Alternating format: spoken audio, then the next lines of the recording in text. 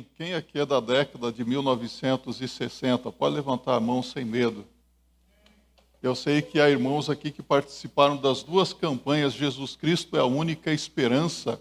Uma em 1965 e a outra em 1967. Ou pelo menos tomaram conhecimento, não é verdade? Quem? Olha só que beleza. Irmã Nelly, vem cá, Nelly. Dá um microfone para a irmã Nelly aqui. Você participou das duas, irmã Nelly? Acompanhou pelo menos, né? Eu gosto da irmã Nelly. Às vezes eu sinto saudade da minha mãe que está lá no Mato Grosso do Sul e ela me trata com tanto carinho aqui. Ela traz bolinho para o pastor, bolinho com de frango, pão recheado com frango. Olha que carinho. Irmã Nelly, fala para nós como foi a campanha de 1965, 67. Jesus Cristo é a única esperança. O que a irmã se recorda? A irmã era uma garotinha de 5, 6 anos na época, não é? Imagino. Bom dia, igreja. Bom dia. Eu tive a oportunidade, o prazer de ter participado destas campanhas.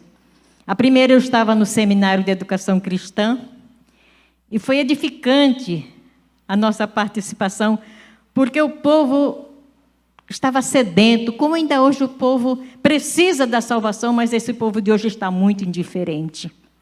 Naquela época, as pessoas nos procuravam, querendo ouvir a palavra, buscando informação, buscando ajuda, orientação para conhecer a Bíblia, para participar de todos os eventos da igreja. Então, foram dias maravilhosos, e eu me lembro muito do nosso querido pastor que esteve à frente, o pastor, que agora não me recordo o nome, mas era da Igreja Batista Betel, aqui em São Paulo. Como era o nome dele? Pastor Silas Melo. Pastor Silas Melo. Aquele foi realmente um instrumento de Deus para mover céus e terras com a palavra do Senhor. Foi realmente um programa preparado com muito carinho, com muita oração. E nós precisamos hoje estarmos prontificados a colaborar com a campanha da evangelização, com a campanha de Cristo é a única esperança. Amém. Porque nós não temos outra fonte onde buscarmos socorro, onde buscarmos amparo, a não ser do Senhor Jesus Cristo. Que Deus nos abençoe. Amém, amém. Obrigado. Muito bem. Quem estava aqui, que é da década de 90 aqui, campanha de 1999... pastor Ambrósio, vem cá, pastor Ambrósio. Pastor Ambrósio aqui, o Ambrósio também me incentiva muito, meus irmãos. Às vezes eu acho que ele acha que o sermão está meio fraco, ele fala amém, eu dou uma acordada assim, né? Pastor Ambrósio, fale um pouquinho a sua experiência na campanha de evangelização de 1999. É assim, né? Eu me converti depois que eu fui chamado para missões. Então já é um negócio doido. Missões arde no meu coração, na minha alma, no meu ser.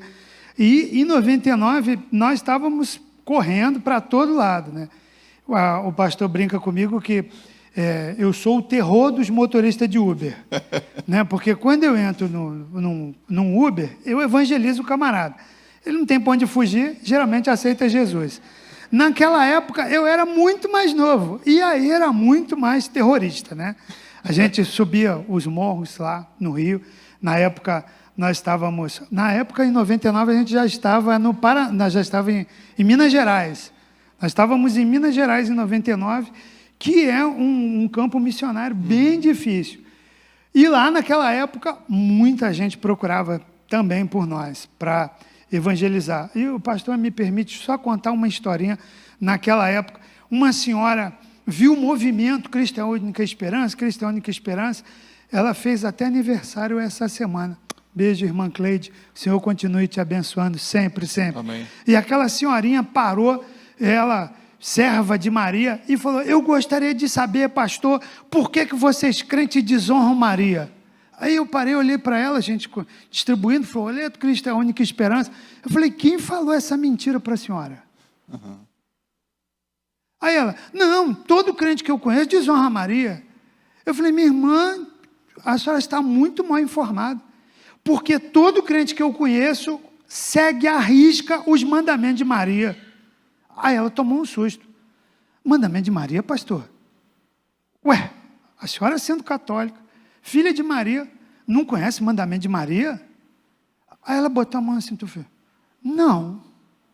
Está lá, no Evangelho de João, no capítulo 2, o mandamento de Maria. Acabou o vinho, a festa ia parar, e todo mundo procura Maria e fala, agora acabou o vinho. Aí, Maria olha para a turma e fala assim, aqui, ó, Jesus está aí. Faz tudo que ele vos mandar. Nós estamos seguindo a risco o mandamento de Maria, a gente faz tudo que Jesus manda. 6 meses depois eu estava batizando aquela irmã. Amém, glória a Deus. Para Jesus. Amém, pastor. Obrigado, pastor. Amém. Deus abençoe. Isso aí. Meus irmãos, e agora em 2021, Jesus Cristo é a única esperança, é o tema da campanha de missões nacionais, porque Jesus Cristo continua sendo a esperança para todos nós, não é verdade? Você já percebeu que o logo da nossa campanha de 1965, 66, 99 e agora 2021 é um barco? Todos nós somos tripulantes de um barco, não é verdade? Agora resta-nos saber, Jesus está no seu barco? Imagine as nações, embarcações, quando a maré abaixa, todos os barcos abaixam. Quando a maré sobe, todos os barcos sobem. Quando vem as ondas, o que acontece? Todos os barcos também sofrem um impacto, não é? Mas se Cristo está conosco, Jesus Cristo é a nossa esperança, meus irmãos, isso faz uma diferença enorme, não é verdade? Então eu quero convidar você a meditarmos nesta manhã sobre esse tema tão oportuno, Jesus Cristo, a única esperança. Abra sua Bíblia no livro do Apocalipse, capítulo 5, versos de 1 a 14. Isso mesmo. Você pode se colocar em pé e acompanhar a leitura da palavra de Deus. Apocalipse, capítulo 5, versos de 1 a 14. E vi na destra do que estava sentado sobre o trono um livro escrito por dentro e por fora, selado com 7 selos. E vi um anjo forte bradando com grande voz: quem é digno de abrir o livro e de desatar os seus selos? E ninguém no céu, nem na terra, nem debaixo da terra podia abrir o livro, nem olhar para ele. E eu chorava muito, porque ninguém fora achado digno de abrir o livro, nem de o ler, nem de olhar para ele. E disse-me um dos anciãos: não chores, eis aqui o leão da tribo de Judá, a raiz de Davi, que venceu para abrir o livro e desatar os seus 7 selos. E olhei, e eis que estava no meio do trono e dos 4 animais viventes, e entre os anciãos um cordeiro, como havendo sido morto, e tinha 7 chifres e 7 olhos, que são os 7 Espíritos de Deus enviados a toda a terra. E veio e tomou o livro da destra do que estava assentado no trono, e havendo tomado o livro, os 4 animais e os 24 anciãos prostraram-se diante do cordeiro, tendo todos eles harpas e salvas de ouro cheias de incenso, que são as orações dos santos. E cantavam um novo cântico, dizendo: digno és de tomar o livro e de abrir os seus selos, porque foste morto, e com o teu sangue nos compraste para Deus de toda a tribo, e língua, e povo, e nação.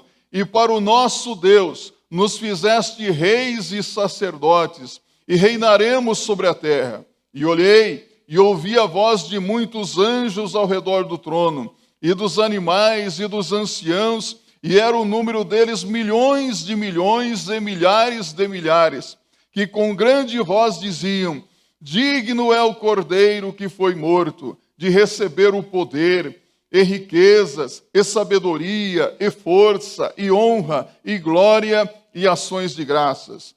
E ouvi a toda a criatura que está no céu e na terra, e debaixo da terra, e que estão no mar, e todas as coisas que neles há, dizendo: ao que está assentado sobre o trono e ao cordeiro, sejam dadas ações de graças, e honra, e glória, e poder para todo sempre.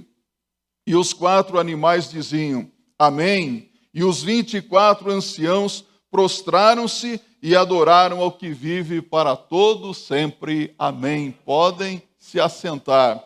A qualquer momento nós podemos ser surpreendidos por alguma tragédia, por algum acidente. Deus nos livre disso, não é verdade?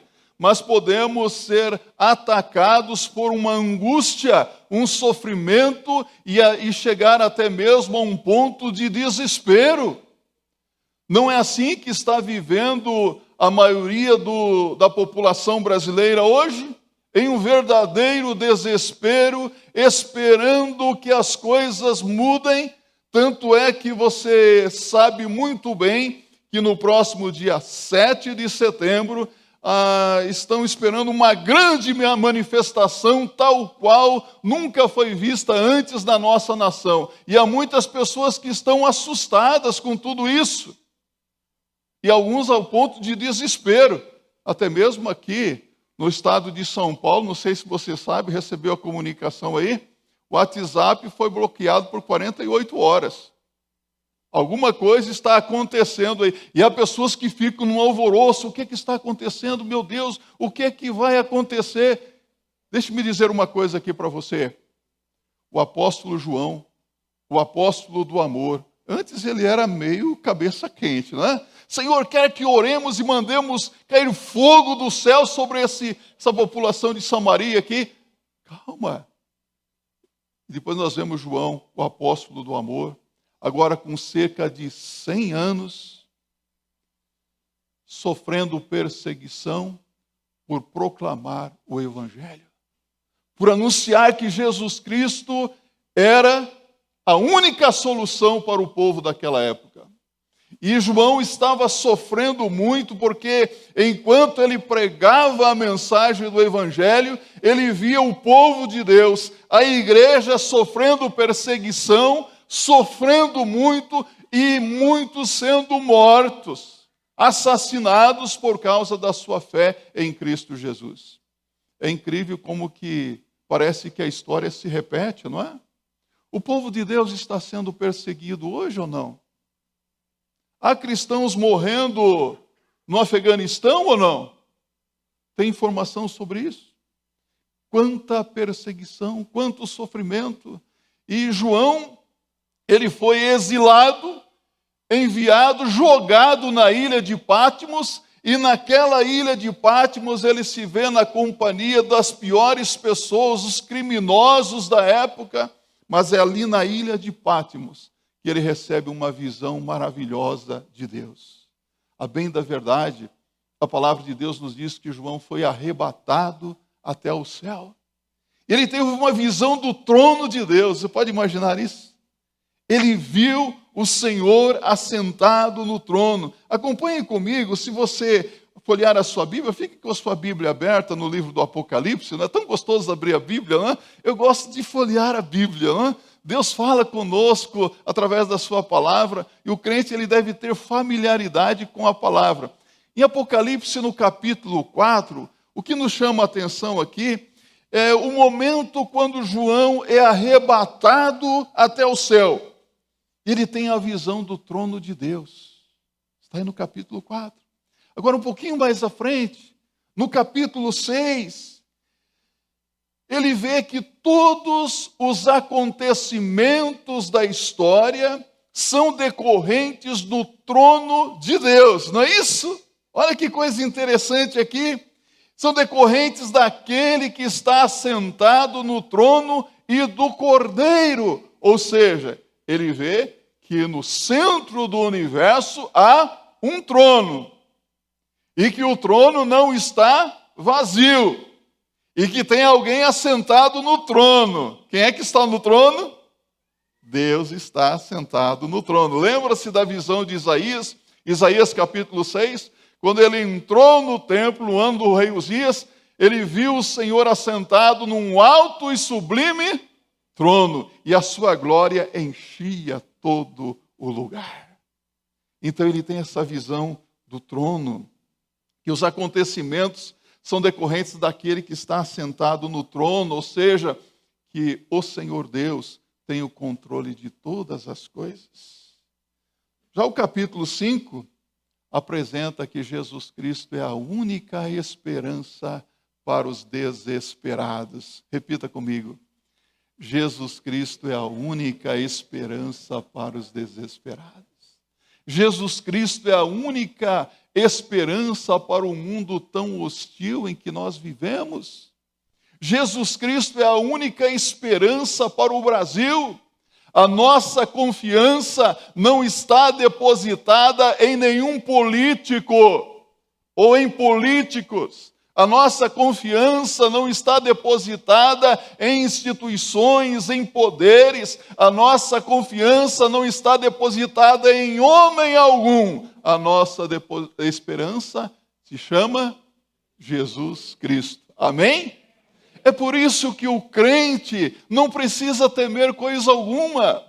Porque mesmo quando a igreja estava sofrendo, sendo perseguida e cristãos mortos, o Senhor estava olhando para eles, ou não estava? O Senhor se esqueceu de João? O Senhor se esqueceu do seu povo? O Senhor se esqueceu de você? Olhe para a pessoa que está ao seu lado aí. Você pode dizer, o Senhor não se esqueceu de você. Eu não sei qual é o seu problema, qual é a sua luta, se você está passando por um sofrimento na sua vida. Eu não sei se você está angustiado, mas de uma coisa eu sei até onde eu entendo a palavra de Deus. O Senhor não se esquece de nós. O Senhor está com seus olhos atentos. É interessante que no verso 1 do capítulo 5, aquele que está sentado no trono tem um livro em suas mãos, e esse livro está escrito por dentro e por fora. Interessante isso. Ali estão revelados, ali estão escritos os mistérios de Deus, os propósitos de Deus para o seu povo. Você sabia que Deus tem planos para a sua igreja? Deus tem um propósito para cada pessoa que é membro do seu corpo. E é interessante que no verso 2 aqui, o anjo começa a proclamar em alta voz: quem é digno de abrir o livro e desatar os seus selos? E João, quando ele ouve aquela pergunta, o anjo ergue a sua voz e pergunta quem é digno de abrir o livro, de desatar os seus selos. João vê que não há ninguém ali e ele começa a chorar. Ele entra em prantos. Ele chora copiosamente porque não havia ninguém no céu ou na terra aos seus olhos digno de abrir o livro. Ele não tinha ainda o seu corpo transformado, havia resquícios da sua natureza humana, e então você vê que na sua visão humana ele vê a imundícia, a pecaminosidade. Não havia ninguém habilitado para abrir aquele livro. Mas enquanto o apóstolo está chorando, está em prantos, um ancião se aproxima dele e anuncia que Jesus Cristo é a única esperança. Essa é a mensagem que nós pregamos. Que Jesus Cristo é a única esperança para os angustiados. Jesus Cristo é a única esperança para os que sofrem. Jesus Cristo é a única esperança para os que estão desesperados. Nós temos esperança, meus irmãos. Sabemos que esperar é confiar, não é? É preciso esperar com confiança. Você já conjugou o verbo esperar alguma vez? Eu espero, tu esperas. E o verbo esperançar? Sabe qual que é a diferença? Esperançar é ter a convicção, a certeza de que alguma coisa vai acontecer. Você tem essa convicção no seu coração? De que alguma coisa vai acontecer? Algo vai acontecer porque Deus está sentado no trono. Porque Deus está agindo. Jesus Cristo é a nossa esperança porque Ele é o Senhor. Jesus Cristo é o Senhor. A Bíblia diz no verso 5, disse-me um dos anciãos, não chores, eis aqui o leão da tribo de Judá, a raiz de Davi, que venceu para abrir o livro e desatar os seus 7 selos. Quando o apóstolo está ali em desespero, um dos anciãos lhe anuncia Jesus. Ele diz: Jesus Cristo é o Senhor, porque ele é o leão da tribo de Judá, a raiz de Davi que venceu. Ou seja, ele está dizendo: Jesus Cristo é o cumprimento das promessas feitas por Deus no Antigo Testamento. Todos os 39 livros do Antigo Testamento anunciam a vinda do Senhor Jesus Cristo. Jesus Cristo é o cumprimento da promessa que Deus fez no livro de Gênesis a Jacó. Vamos abrir a Bíblia lá no primeiro livro? Abre a sua Bíblia comigo. Abra a Bíblia em Gênesis. Vamos lá. No início da Bíblia. Gênesis, no capítulo 49. Verso 8 a 12. Note bem que Jacó, antes de morrer, ele falou a respeito da vinda de Jesus. Judá, a ti te louvarão os teus irmãos, a tua mão será sobre o pescoço de seus inimigos, os filhos de teu pai a ti se inclinarão. Judá é um leãozinho da presa, subiste, filho meu. Encurva-se e deita-se como um leão, e como um leão velho, quem o despertará? O cetro não se arredará de Judá, nem o legislador dentre os seus pés, até que venha Siló, e a ele se congregarão os povos. Ele amarrará o seu jumentinho à vide, e o filho da sua jumenta à cepa mais excelente. Ele lavará a sua veste no vinho e a sua capa em sangue de uvas. Os olhos serão vermelhos de vinho e os dentes brancos de leite. Você notou o que a palavra de Deus diz aqui? Olha só, meus irmãos.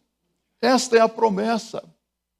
Ele é o leão da tribo de Judá, conforme Jacó, inspirado pelo Espírito Santo de Deus, disse há séculos atrás. Jesus Cristo é o Senhor, porque ele é da raiz de Davi. Sabe o que significa isso? Jesus é da linhagem real. Jesus Cristo é rei. Jesus Cristo tem um reino. O reino de Jesus Cristo é um reino eterno. O reino de Deus exerce o seu poder, a sua influência em todos os lugares. Ele controla tudo e todos. Você quer ver que até mesmo Davi falou a respeito da vinda do Rei Jesus Cristo, do Senhor Jesus? No livro de Atos dos Apóstolos, abra a sua Bíblia em Atos capítulo 2. Pode abrir a sua Bíblia, Atos 2, no sermão do apóstolo Pedro no dia do Pentecostes, a partir do verso 25. Veja o que Pedro, inspirado pelo Espírito Santo de Deus, ele diz àquela multidão de pessoas que estavam lhe ouvindo. Ele diz: porque dele disse Davi, sempre via diante de mim o Senhor, porque está à minha mão direita, para que eu não seja comovido. Por isso se alegrou o meu coração e a minha língua exultou, e ainda a minha carne há de repousar em esperança. Pois não deixarás a minha alma no Hades, nem permitirás que o teu santo veja a corrupção. Fizeste-me conhecidos os caminhos da vida, com a tua face me encherás de júbilo. Varões e irmãos, seja-me lícito dizer-vos livremente acerca do patriarca Davi, que ele morreu e foi sepultado, e entre nós está até hoje a sua sepultura. Sendo, pois, ele profeta, e sabendo o que de Deus lhe havia prometido com juramento, que do fruto de seus lombos, segundo a carne, levantaria o Cristo para o assentar sobre o seu trono. Nesta previsão, disse da ressurreição de Cristo, que a sua alma não foi deixada no Hades, nem a sua carne viu a corrupção. Deus o ressuscitou a este Jesus, de que todos nós somos testemunhas, de sorte que, exaltado pela destra de Deus, e tendo recebido do Pai a promessa do Espírito Santo, derramou isto que vós agora vedes e ouvis, porque Davi não subiu aos céus, mas ele próprio diz: disse o Senhor ao meu Senhor, assenta-te à minha direita, até que ponha os teus inimigos por escabelos de teus pés. Assim, pois, com certeza, toda a casa de Israel, que a este Jesus, a quem vós crucificastes, Deus o fez Senhor e Cristo. Jesus Cristo é a nossa única esperança, porque Ele é o Senhor. No meu tempo de adolescência, eu gostava de cantar aquele hino, Jesus Cristo é o Senhor. Como que é, irmão Rafael? Ressurreto dentre os mortos, Ele é o Senhor. Se lembra? Vamos lá. Ressurreto dentre os mortos, Ele é o Senhor. Jesus é o Senhor, meus irmãos. Toda língua confessará que Jesus Cristo é o Senhor. Que segurança saber que Jesus é o nosso Senhor. Porque Ele é o Senhor, Ele é a nossa única esperança. Ou seja, Jesus é quem dirige a sua vida. Jesus é quem dirige os nossos passos. Não precisamos de mais ninguém. O crente não é manipulado por homem algum. E deixe-me dizer para você, como crente, você não é de esquerda e não é de direita, você não é do centrão, você é de Jesus. Entende isso? Nós somos do Senhor Jesus Cristo. E porque nós somos de Jesus, nós somos diferentes, meus irmãos. A igreja precisa se armar para esses dias, sabia disso? Vamos nos armar? Olha a nossa arma. Olha que arma poderosa, meus irmãos. Não existe arma mais poderosa do que a palavra de Deus, a espada do Espírito. Devemos cingir os nossos lombos com oração, orar e anunciar ao povo a mensagem do Evangelho, as boas novas. Nós gostamos de falar de tantas coisas, né? Eu gosto de falar de futebol. Ultimamente não muito, meu tricolor. Gostamos de falar de política. Gostamos de falar de política. Mas é bem melhor falar de Jesus. Nós temos assunto para falar. Nós temos muito assunto. Nós temos a mensagem de esperança e de salvação. Jesus é Senhor porque Ele venceu a morte. Ele venceu para abrir o livro, desvendar os 7 selos ali. Quando o Senhor Jesus Cristo falou acerca da sua morte e da sua ressurreição, os seus discípulos não entenderam o que Ele estava dizendo. Mas quando Jesus ressuscitou ao 3º dia, eles entenderam perfeitamente. Eles compreenderam a mensagem de Jesus. Uma pessoa prometida por Deus, que tem um reino com poderes para governar e que é o único que venceu a morte, é o nosso Senhor. É nele que nós confiamos. Jesus Cristo é a nossa esperança porque Ele é o Redentor. Precisamos de remissão, não é verdade?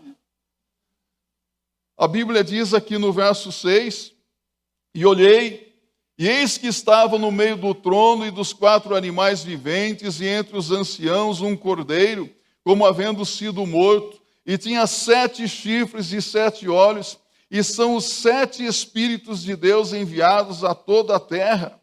Então, depois que o ancião apresenta Jesus Cristo a João, ele olha e vê um cordeiro ali no meio do trono. E aquele cordeiro tinha a aparência de alguém que havia sido morto. Sabe o que João vê? Ele vê Jesus. Ele viu Jesus. Ele viu os sinais dos cravos nas mãos de Jesus, dos seus pés, as marcas da pesada coroa de espinhos, o seu lado rasgado. Ele viu que Jesus Cristo realizou o sacrifício perfeito, completo na cruz do Calvário para a remissão dos nossos pecados. Ele conhecia muito bem o Antigo Testamento, a necessidade de derramamento de sangue para a remissão de pecados. Por isso que no início do seu Evangelho, no capítulo 1, no verso 29, ele faz uma citação de um outro João, João o Batista, que diz: eis o Cordeiro de Deus que tira o pecado do mundo. Jesus Cristo deu a sua vida por nós ali na cruz do Calvário. Então, quando João viu a Jesus ali no céu, ele entendeu claramente o motivo por que Jesus Cristo é a nossa esperança, é a nossa única esperança. Ele entendeu que o povo de Deus, embora estivesse sendo perseguido, sofrendo e até mesmo sendo mortos, o Senhor estava no controle de tudo. Tudo aquilo era com a permissão de Deus. Deixe-me dizer uma coisa para você. O diabo, muitas pessoas ficam assustadas com o diabo, né? Mas o diabo é como um animal feroz ou como um pitbull acorrentado pela coleira nas mãos de Deus. Ele só faz o que Deus permite, só vai até onde Deus quer. Está tudo sob controle de Deus. O Senhor tem todo o poder nas suas mãos. Então nós precisamos, a cada dia, nos certificarmos de que lado nós realmente estamos. Em quem temos depositado a nossa confiança. Ou você duvida, ou você crê. Ou você se desespera, ou você tem esperança. Onde está firmada a sua esperança? A nossa esperança está no sacrifício de Jesus. Se Jesus não tivesse morrido na cruz por nós, se Jesus não tivesse assumido as nossas culpas, nós não poderíamos nem sequer imaginar estarmos aqui nesta manhã. Se Jesus não tivesse morrido por nós, nós não podemos nem sequer imaginar um dia estar diante do trono de Deus. Porque quem não estiver na presença de Deus com Jesus estará numa situação muito difícil. Que ninguém aqui compareça diante de Deus sem Jesus. Porque sem Jesus, o homem não é nada e não tem nada. Pode ser muito poderoso, pode ser muito rico, mas aos olhos de Deus, ele é um nada. Você já tem Jesus? Jesus Cristo é a nossa única esperança, porque Ele é Deus. Jesus é o infinito Deus homem. Aqui no verso 7 a 14, verso 7 e 8, primeiro, veja o que diz. E veio, e tomou o livro da destra do que estava sentado no trono, e havendo tomado o livro, os 4 animais viventes e os 24 anciãos prostraram-se diante do Cordeiro, tendo todos eles harpas e salvas de ouro, cheias de incenso, que são as orações dos santos. Billy Graham certa vez disse: os inimigos de Jesus puderam encontrar falhas, defeitos, erros e até mesmo pecados na vida dos discípulos e dos seguidores de Jesus. Mas ninguém nunca encontrou qualquer defeito, mácula ou pecado na vida de Jesus de Nazaré. Porque Jesus de Nazaré é o centro da história. Ele é Deus. Compreende isso? Jesus é Deus. Ele tem todo o poder nas suas mãos. Ele está atento a tudo. E do seu trono ele vê todas as coisas. Ele ouve todas as coisas. E deixe-me dizer uma coisa aqui para você. Há uma parte muito linda no final do verso 8. Naquelas salvas de ouro estavam as orações de quem? Dos santos. As orações daqueles que foram separados por Deus. Dos crentes, dos justos. Por isso que Tiago diz: a oração de um justo pode muito em seus efeitos.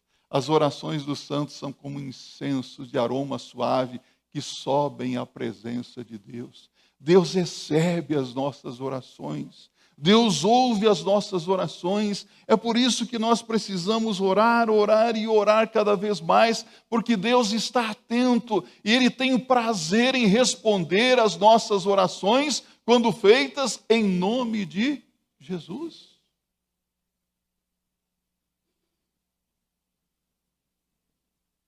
Somente alguém habilitado por Deus e igual a Deus poderia abrir o livro. Era um momento de muita expectativa ali no céu. E João está contemplando tudo aquilo na visão que Deus lhe dá. Era um momento muito delicado. Você sabe por quê? Porque houve um no passado que quis ser igual a Deus, não é verdade? Lúcifer. E a Bíblia diz que ele quis receber a adoração no lugar de Deus. E houve guerra no céu. Ele e os seus anjos, os seus seguidores foram expulsos do céu. E esses anjos se tornaram demônios que hoje estão na terra. Mas Jesus Cristo é alguém habilitado, capacitado para abrir o livro. Somente a Jesus Cristo pertence toda a adoração. Então, e para provar ao apóstolo que Jesus é de fato a única esperança, Jesus se aproxima do trono de Deus e com a sua mão direita ele toma o livro escrito por dentro e por fora nas suas mãos e naquele momento toda a adoração no céu e na terra se volta para Jesus. Você já notou isso? Todos os seres viventes, os 24 anciãos, os animais ali que representam toda a criação de Deus e que estão guardando o trono de Deus se voltam para Jesus, porque Ele pode desvendar os propósitos de Deus para a vida de cada pessoa. Os mistérios de Deus para a vida do seu povo, e eles começam a adorar a Deus. Olha que coisa linda o verso 9 e 10.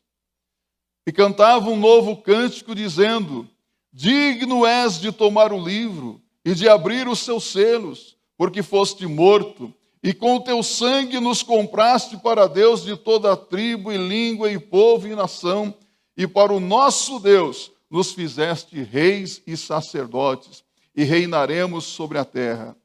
Olha só, os anjos celestiais se juntam aqui aos seres viventes e anciãos em quantidade incrível e inexplicável. Milhões de milhões, milhares de milhares, adorando a Jesus, que com grande voz diziam: digno é o Cordeiro que foi morto de receber poder, e riquezas, e sabedoria, e força, e honra, e glória, e ações de graças. E depois, sem perceber, João nota que todos os seres, no céu, na terra, debaixo da terra, no mar, sobre o mar, estavam adorando ao Senhor Jesus Cristo. Que coisa linda. Você vai estar lá ou não? Hã? Tem certeza que você estará lá naquele dia, adorando a Jesus? Ah, que alegria, não é, meus irmãos? Cantar esse belo cântico aqui. Jesus Cristo, meus irmãos, é a nossa única esperança, porque Ele é Deus. Jesus tomou o livro, toda adoração no céu e na terra se voltou somente a Ele. Jesus é o único digno de ser adorado, de ser venerado. Não há outra pessoa habilitada por Deus para receber a adoração, somente Jesus. E se reconhecemos que Jesus Cristo é Senhor, que Jesus é Salvador, que Jesus Cristo é Deus, em qualquer momento em que nós formos atingidos por alguma angústia, sofrimento, ou até mesmo desespero, nós podemos saber que todos os mistérios decorrentes do trono de Deus estão nas mãos de Jesus. Todos eles. E que Jesus tem o controle de tudo, de todos. E que Jesus é Senhor da minha vida, da tua vida. Ele é Senhor de todos. E nada escapa ao controle de Jesus. Nada. A história está nas mãos de Jesus. A humanidade está nas mãos de Jesus. Mas a pergunta é, a minha vida está nas mãos de Jesus? Tenho Jesus como Senhor e Salvador? Mais uma vez eu quero dizer para você, Jesus Cristo é a única esperança e Ele não se esqueceu de você. Amém? Vamos louvar ao Senhor, se coloque em pé, exaltemos o seu santo nome.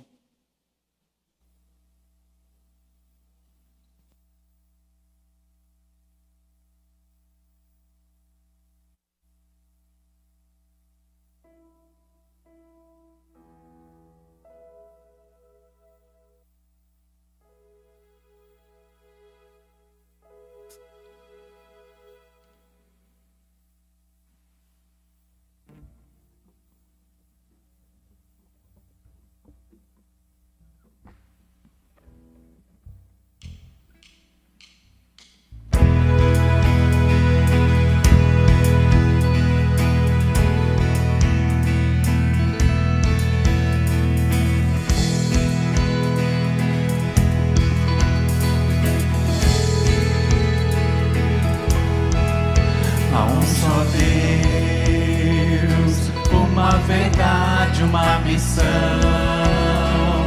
há um clamor no mundo por salvação, há um amor que nos transforma, um poder que nos liberta, uma paz que o mundo não dá.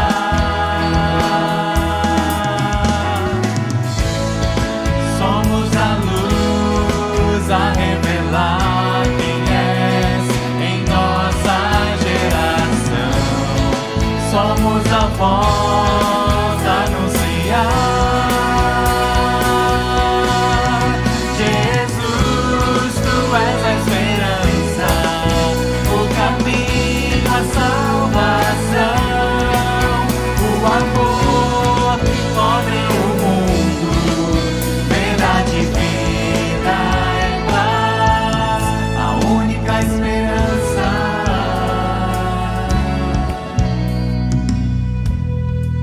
Nós vamos orar ao Senhor. Nós cremos que Jesus Cristo é a única esperança para todos aqueles que estão sofrendo, para aqueles que estão angustiados, para os que sofrem. Você conhece pessoas que estão assim? Eu quero convidar você a orar por essas pessoas agora. Nós vamos orar pela nossa querida nação brasileira, não é? Vamos orar pelo povo de Deus, para que o povo de Deus se arme, não somente para o dia 7 de setembro, mas para enfrentar os dias maus que estamos vivendo. Se arme com a espada do Espírito, que é a palavra. Vamos orar para que Deus nos dê poder espiritual através da oração. Vamos orar pela igreja, orar pela nossa nação. É isso que nós precisamos fazer. E vamos suplicar que Deus nos dê poder para anunciar essa palavra. Amém?